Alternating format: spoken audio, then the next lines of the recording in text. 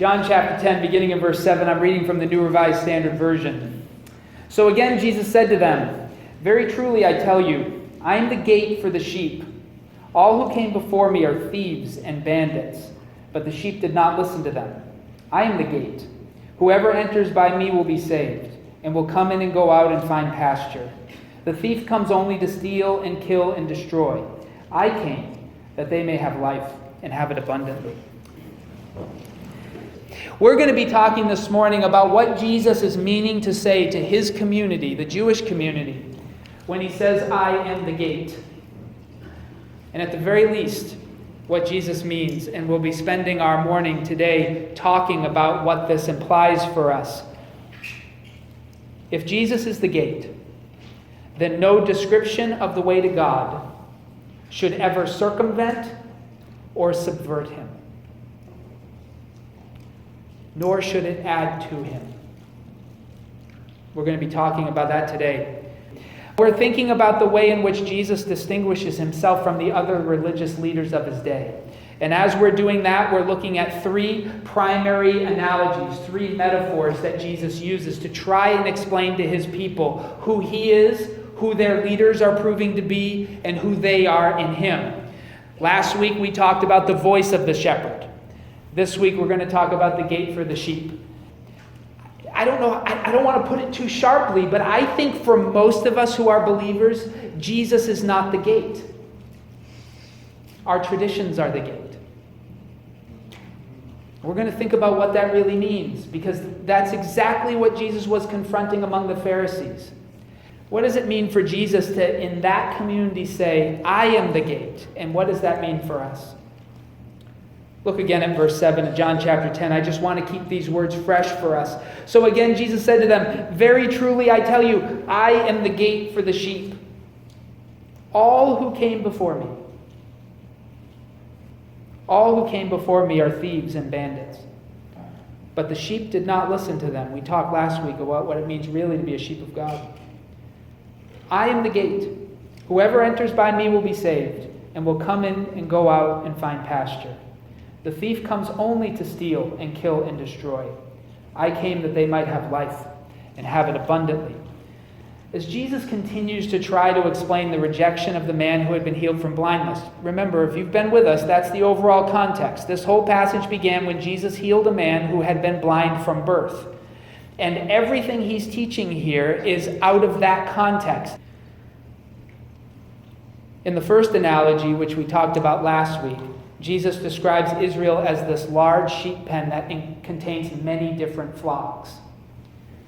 And in that way of thinking about it, Jesus, as the shepherd, calls out his own sheep, and his own sheep follow him, this blind man being an example of that. In the passage we're discussing this week, the analogy is a bit different. As Jesus continues to try to explain who he is, who the blind man was, and who the leaders are proving to be, Jesus suggests that they think of true Israel as being led by a single shepherd into the pasture land of God. In order to enter that sheep pen, one has to pass through the gate. And then he says that all others who are trying to get his people into the kingdom by other avenues are actually thieves and bandits. Now, this gate idea has a long prophetic history in the people of Israel. For instance, in the book of Jeremiah, in chapter 7 and verse 17, Jeremiah is stationed by God at the various gates. In the first chapter, the gate of the temple. In the second chapter, the gate of the city. And he is there to evaluate those who are passing through these gates. And he's criticizing them for passing through when they are not worthy to pass through. Claiming to be the gate through which the sheep of God must pass, that's a prophetic claim. Jesus is claiming to know the way to God. He is claiming he's claiming this overtly, that any other description of how a person gets to God will never get you to God. He says later, he makes it clearer when he says, "I am the way, the truth, and the life," in chapter 14 of John. No one comes to the Father except through me. Jesus is claiming to be the only way to the Father. That is a radical claim, and one that was not shared by his contemporaries and are not shared by many Christians today. Now we remember in the Gospel of John, Jesus is the Logos. He's the Word made flesh. And so when Jesus says he is the gate, he's talking there about his teachings and his example. It's the things Jesus tells us that define the way to God. And he claims that everyone else who has ever taught his people were thieves and bandits. For Jesus, many claim to have the keys to the kingdom. Many come to the people of God and tell them, I know the way. Many claim that their own teachings or their own philosophies or their own conclusions are necessary for entrance into the pasture land of God. In Jesus' day, as I said, the religious field was full. There were plenty of people claiming those things. There were official leadership guilds like the Pharisees and the Sadducees that we see in the Scriptures, each having a different understanding of what the pasture land of God looked like, and each with a different way of entrance. There were separatist communities like the Essenes, and we think we may have found some of their stuff at Qumran, if you're familiar with the Dead Sea Scrolls and whatnot. And there were various rabbinic traditions like those of Hillel and Shammai, if you know what those names are. But various rabbis teaching that they knew the way to properly understand the law of Moses, and they could properly direct the people of God into the enclosures of God. Each of these groups defined the gate, and they were certain that they knew the way in. These competing ideologies exist today as well. There are many religions in the world, all claiming to have discovered the best possible pasture land for the people of the earth, and all defining the gate by which a person has to pass to get in there. And there are secular ideologies today too that also define the best possible pasture land for the people of the earth and the way in. For some, the gate's defined by reason. For some, by technological advancement, or by an economic political theory, or by philosophical speculation, or by a combination of these things under the rubric of science and the scientific method. This is how you get to the pasture land of God. This is how you get to the best possible place for humanity to be. Even among the Abrahamic religions, those who worship the God of Abraham, Isaac, and Jacob, well, at least Abraham, there's dispute over the rest.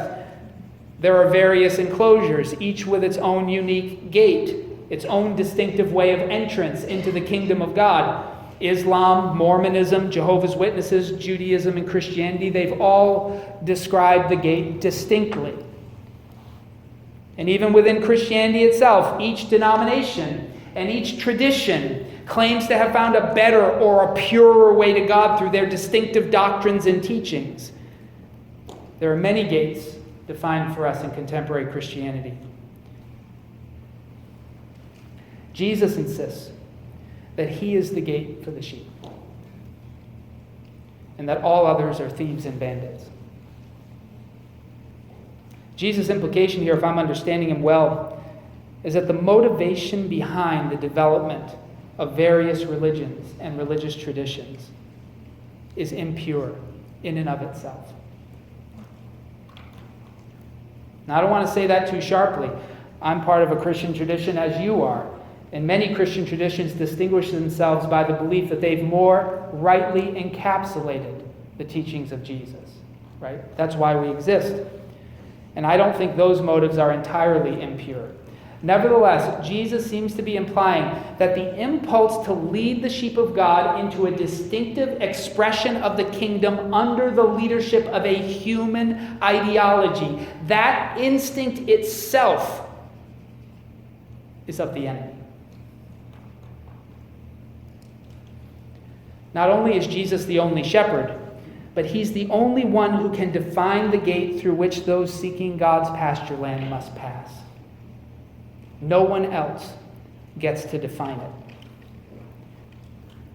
The people of the earth long for the pasture land of God. We don't have to be told that there's another place that we need to find. We don't need to be told how broken this place is. We don't need to be told how sour the grapes are. We don't need to be told how distasteful some of the food or how difficult it is to make our way through it. We know these things. And what Jesus is saying is, so do the people who want to prey on you. They know it too. And they know that the best way to get the best pasture land for themselves is, rather than helping the people of God to find it in him, if they can find it in the leader, then the leader will find the best pasture land by fleecing the flock. Jesus is insisting in a way that anyone with the gall to want to lead the people of God has a vampiric motivation. The vampire myth is not a myth. It's a reality. There are plenty of people who realize that the easiest possible way to the life they want is by taking it from somebody else. And Jesus is insisting that the impulse to build religious traditions, to build distinctive communities of faith, is not as innocent as it might seem. It seems like a way of wanting to purify the way to God, but at its core, it's a desire to be in control of the way of God. And so we form religious communities of like-minded people who will all define the gate in the same way, and so we can control the manner of person that's allowed in this little system.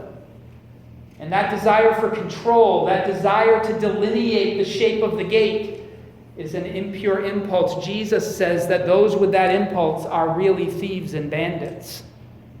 They're not servants of the kingdom. Jesus reveals that any who would go beyond what he has said or go around him to find pasture land of God are attempting to sneak into the kingdom by other avenues and for impure motives. Jesus lived his entire life in submission to the people of Israel, the prophets of Israel. He lived Torah observant as a Jewish man in the first century. He asked his own contemporaries several times in the Gospels, if you can accuse me of breaking the law, please do, and then you'll know I'm not from God. But he lived sinlessly in submission to the law of Moses. He preached and taught out of the prophets of Israel. And then, as he fulfilled their prophecies, he commissioned his own apostles to go and share what he had taught. And through this process that I've just described, we've received the Old and the New Testaments, the First and the New Testaments. This is the definition of the gate. No one gets to add to it. No one gets to subtract from it. No one gets to find another way. That's what Jesus is saying when he says, I am the gate. In other words, we're not allowed to define the gate that leads to God's pasture land in any way that Jesus and the prophets of Israel and the apostles of Jesus have. We don't get to add to it. We don't get to take away from it. We don't get to nuance it. We don't get to specialize. Matter of fact, the Apostle Paul seems to be arguing with the people in Corinth that they have to come to understand this if they're ever going to be insulated from those who would prey on the people of God. They have to come to understand that what draws people oftentimes to a religious community is insights they haven't heard before. Ideas that are not something that everybody else knows. People love secret knowledge. And Jesus is trying to say everything God has said, he said right out in the open. There's no secret stuff. It's right there in the text that's been preserved for you. It was right there in the apostles' teachings. Anyone who tells you they discovered something that nobody else has ever known, be careful. That is not a desire to lead you to God. It's a desire to lead you to them. Apostle Paul reminds the Corinthians of this in 1 Corinthians chapter 4. He writes these words, think of us, the apostles, in this way, as servants of Christ and stewards of God's mysteries. Moreover, it's required of stewards that they be found trustworthy. But with me, it's a very small thing that I should be judged by you or by any human court. I don't even judge myself, meaning that he just says what Jesus told him to say. He doesn't even evaluate it. I'm not aware of anything against myself, meaning he's represented God well as far as he can tell, but I'm not thereby acquitted. It's the Lord who judges me. Therefore, do not pronounce judgment before the time, before the Lord comes, who will bring to light the things now hidden in darkness and will disclose the purposes of the heart. Then each one will receive commendation from God. And this is the key. I've applied all this to Apollos, who's another preacher in the first century, and myself for your benefit, brothers and sisters, that you may learn through us the meaning of the saying, and here it is. Nothing beyond what is written. So that none of you will be puffed up in favor of one against the other. For who sees anything different in you? What do you have that you did not receive? And if you received it, why do you boast as if it were not a gift? We must be deadly seriously concerned with anyone who comes up with a new revelation of God. There will be none. There will be none. What we have to realize, church, is that many will come pretending to help you find God, who in fact are just simply looking to profit from you. And we have to be aware of this. And Jesus is making it very clear it's more common than it is not. The role of the shepherd for Jesus is to continue to seek what was lost. The job of the church is to continue to bring the people of God, not to a manual or to a discipline or to an institution or to a tradition, but to Jesus. What would it look like for a group of Christians to simply begin to follow Jesus and only Jesus right where they are? What I'm trying to say is the answer is not, well, I'm going to get out of this denomination then and we'll start something new. No, that's exactly the problem. You'll never fix the problem. You'll just reduplicate it. If we're going to follow Jesus, we need to follow him right where we are. We need to start living like he's Lord right where we are. We need to start fellowshipping with people who disagree with us right where we are. Starting something new for Jesus, always a danger. What would it look like for us to alter our language and our behavior in the submission to the reality that we're all sheep? There's only one shepherd. There's only one Father. There's only one Lord. And only one rightful ruler of the earth. There are two terms used of those who serve in roles similar to the one that I'm serving in the church. Two terms in the Scriptures. The first is the term episkopos. We get the word episcopal from it. It's often translated bishop, which is, I don't know what bishop really means. Maybe it's a great translation, but it's very deceptive in modern English. The word episkopos means watchman or lookout. It's the person you put on a wall to see if danger's coming. That's what the episkopos is. He's a watchman. In Titus 1:7, he's called a steward of God's household, someone who helps to watch over the household. The other word is presbyteros, which we get the word Presbyterian from, but it's translated elder in the Scriptures. It could refer to an old person. A presbyteros is an old person. And I hate to cause any problems here with the AARP, but that means someone over 30 in the first century. Over 30. I'm sorry. I know you think 30-year-olds are kids, but not in Jesus' day. Presbyteros means elder. And elders in the church were people who were not new converts, who had walked with Jesus for a period of time and were entrusted with teaching and equipping the saints for reading and interpreting the word that had been given to them. So that's a presbyteros. Now, those are the only two words. But my responsibilities in our community combine what were two separate responsibilities in the New Testament church. That of episkopos, the watchman, and presbyteros, the elder. If you have the Bible, you're welcome to turn to the book of Ezekiel. I'm going to begin reading in verse 1. This is where the word episkopos comes from. The word watchman comes from. Ezekiel 33, beginning in verse 1. The word of the Lord came to me, O son of man, O mortal, speak to your people and say to them, if I bring the sword upon a land and the people of the land take one of their number as a sentinel.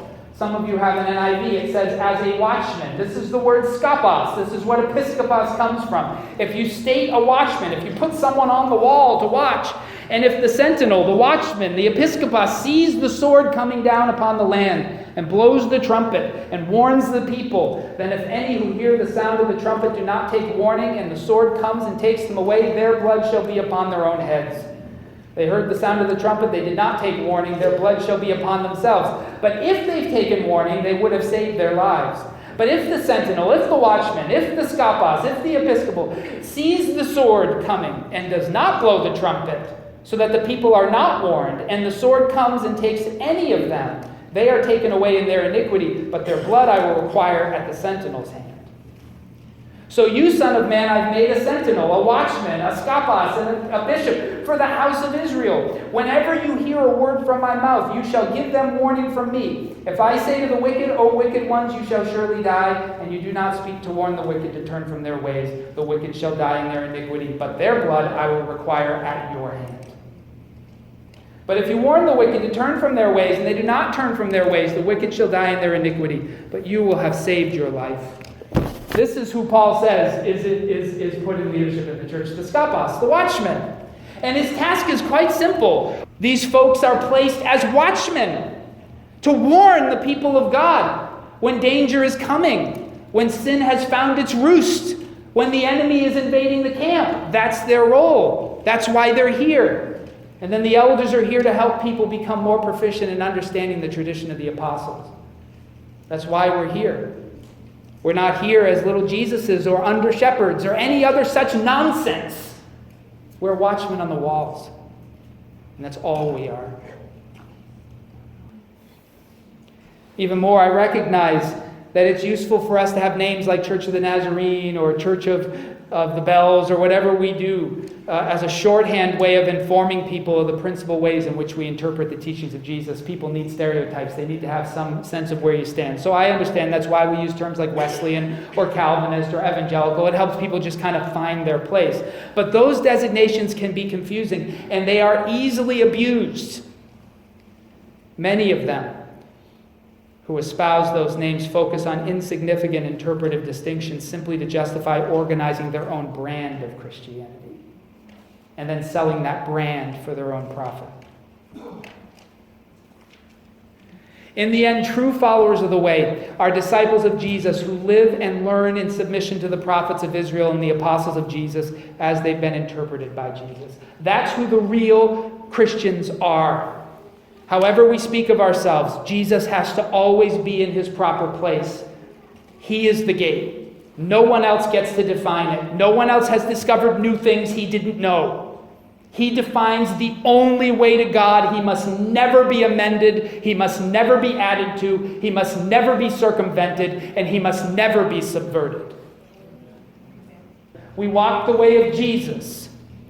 And if these traditions have caught Jesus well, that's fine. We'll keep walking in those ways. If they haven't, we'll discard them the next day, because it's not important that we keep our traditions alive. It's not important that our institutions survive till tomorrow. We are way past that, Church of Jesus Christ. Christendom has fallen. We can no longer bicker over incidental disagreements. We now have to rally around Jesus. Some traditions catch Jesus better than others. I do believe that. But it's Jesus we follow. No man's teaching.